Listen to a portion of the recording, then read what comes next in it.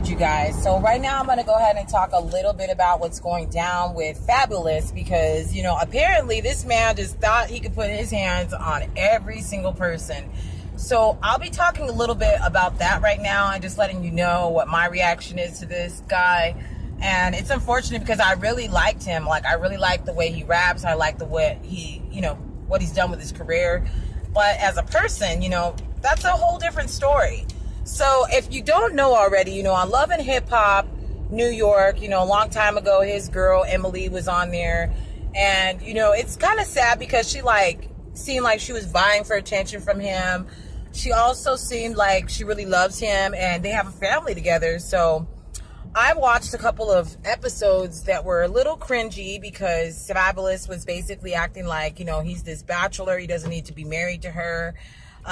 He even has rap songs where he talks about how people call him Ike Turner because he'll beat up everybody up in there, you know, and I'm not really sure why she stayed with him. Like, I think the main reason why he didn't marry her was so that he could not have to worry about paying child support. You know, that's kind of really the reason why most men decide to do that. I'm not saying that, you know, in my way of looking at things, she's a very beautiful girl, and I think she has been with him long enough to where they should be married. But unfortunately, you know, if you're married, you got to have, you know, the person marrying you has to be wanting to get married too. So you can't just force someone into marriage. And unfortunately, a lot of women do that. They'll be like, well, I'm not married when I'm 30. Let me, you know, make this person marry me. They're lucky they don't live in Arizona, because if they did, they would have to get married, because in Arizona, after so long, you're considered like community property state. So he would owe something, but he's married. He's not married to her, but they have child support. I'm sure he has to give some money to the kids. But I would just, if I were her, I would not want to be with him just because of the way he's treated her like this. I would just let go of the dream of having a family, because this man is obviously crazy.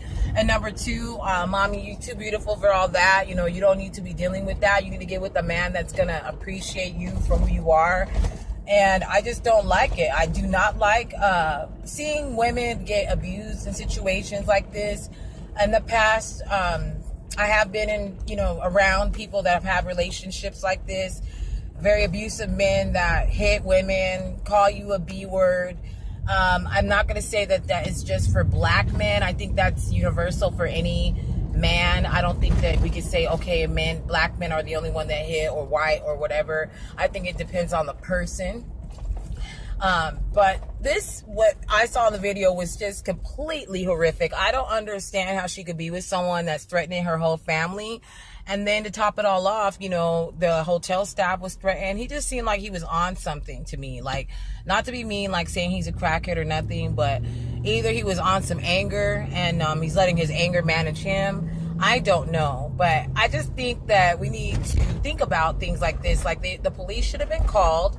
I'm sure that they were. I don't know what the argument was about, but whatever it was about, it wasn't that serious where he needs to be threatening everybody around him. And I don't care what you've done in your rap career, what you've done.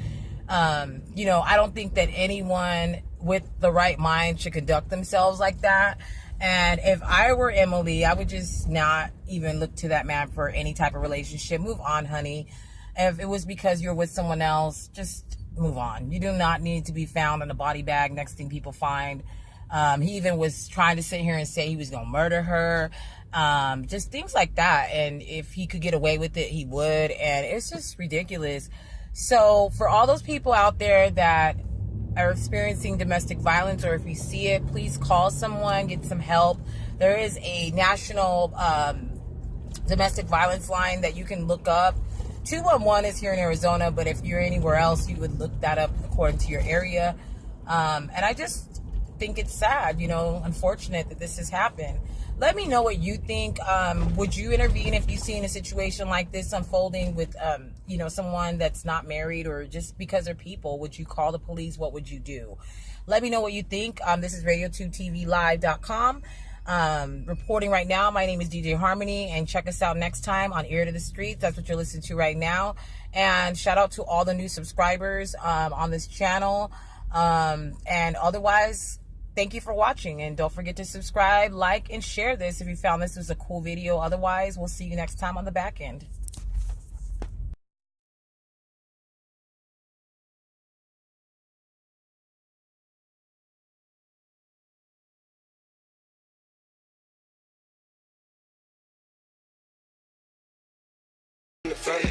Credit cards in the scammers, hitting the licks in the van. Legacies, family, wait and see, look like a panda.